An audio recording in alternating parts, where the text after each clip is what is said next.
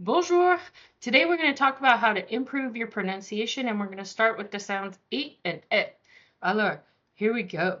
So what I'm going to be doing in this series is I'm going to be addressing the most common issues I hear with English and Spanish speakers in beginning French.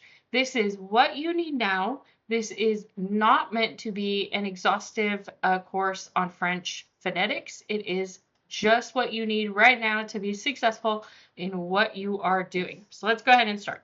All right, so let's talk a little bit about pronunciation basics. So on the screen here, what you're going to see is the vocal cavity. So this consists of everything right here. It's your nose, it's your navel cavity, it's your lips, it's the top of your mouth. If you notice when you take your tongue and you run it from your teeth to the back of your throat, you're going to feel that there's a little ridge here. It's called the alveolar ridge.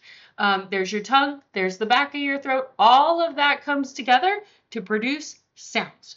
And so, as well as your vocal cords.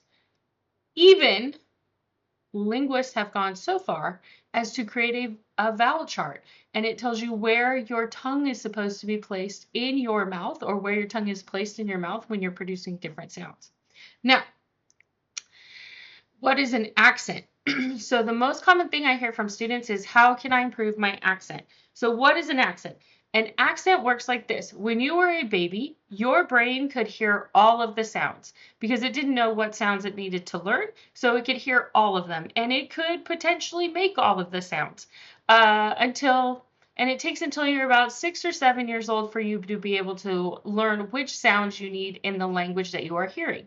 This takes a while. Think of a 3-year-old who the only person a 3-year-old can understand is their parents, or the only person that understands them is their parents. What happens when you're about 6 or 7 is your brain says, you know what? I don't need to be listening for every sound. I only need to use the sounds in my language. And it sort of like stops hearing different things. So when you have an accent, what is happening is you are taking a sound that does not exist in your language and you are applying the rules of your language. So where you place your mouth, how all of this works, you're attaching that to the sound in the language you don't know. So that's how you get an accent. Now, I realize that was a lot. Some of you might have just heard blah, blah, blah. That's fine.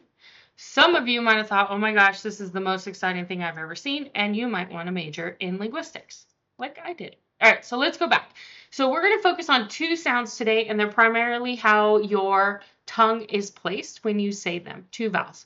And that's where we're going to start because this is where I find a lot of very beginning common issues in the beginning class. So let's start with these 2 sounds, A and E. And I want you to start here with the English sound. So bait, A, like the English word or the English letter A. Notice how when you say the English letter A, your tongue goes from the back and up, A, kind of in the middle. Now, when you say the English word bet, your tongue goes down slightly in the middle. So I say A, bet. These are 2 sounds that are similar to French sounds, but a tiny bit different. So let's take this very first one, A. So the English sound, your tongue moves, A, but in the French sound, it doesn't, A.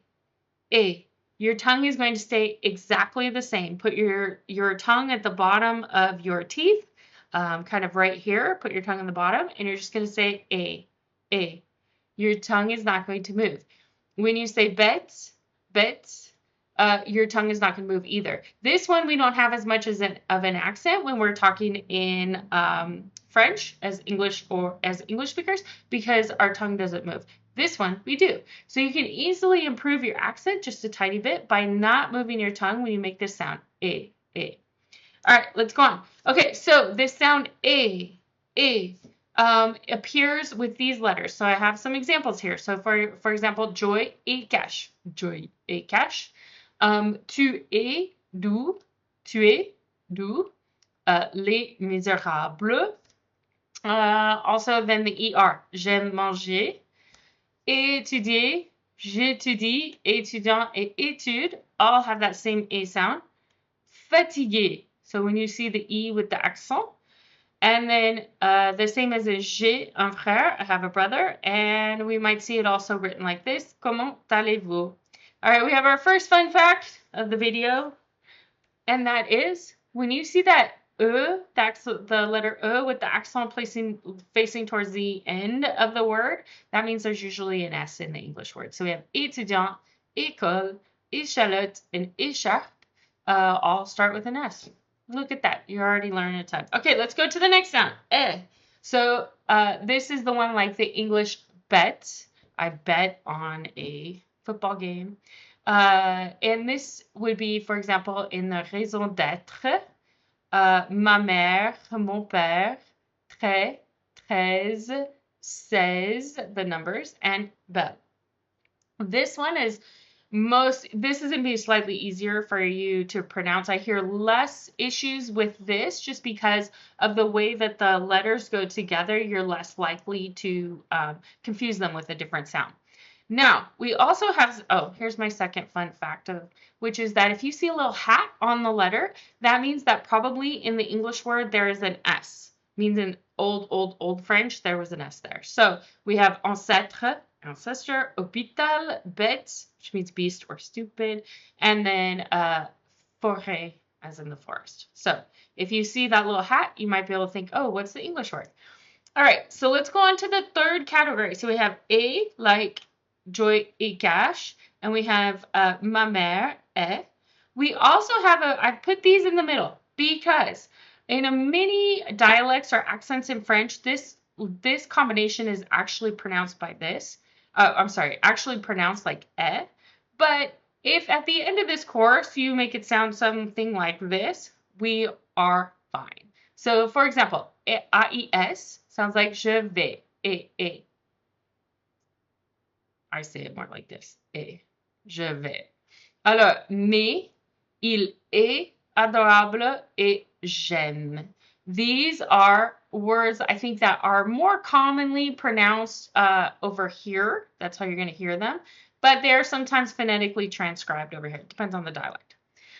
This may cause, I could start controversy by saying that, but I'm okay with it because at the end of this semester, if you are saying il est adorable instead of il est adorable, we have won.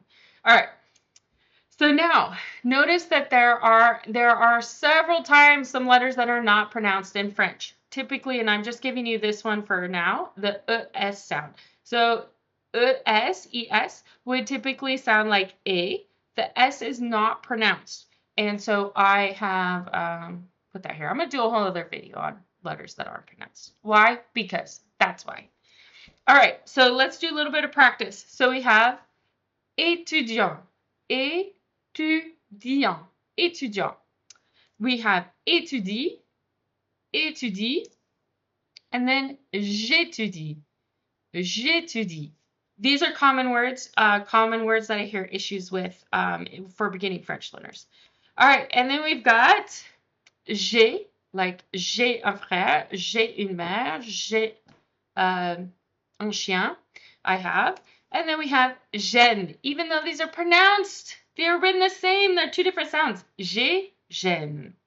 J'ai, j'aime. Tu aimes. Tu aimes. It's pronounced towards this side. All right, and then the last ones I've got is il est, c'est, and elle est. The biggest issues we have. All right, let's practice a little bit. So we have j'ai un frère et il est étudiant à l'école. We practice the second one, which is Joy, c'est la chienne de madame. Elle est belle. Et c'est vrai en plus. Elle est très belle. Okay, let's keep going. All right, so what are your next steps? Your next steps are to listen while you read.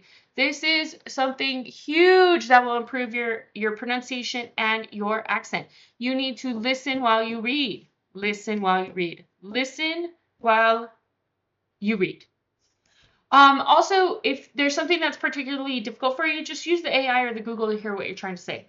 A second best way to do that. And the also third best way to improve your pronunciation, in my opinion, is to find yourself some artists that you like to listen to and sing along. It's going to train your mouth and it's going to make it so that you are getting better and better and better at your pronunciation.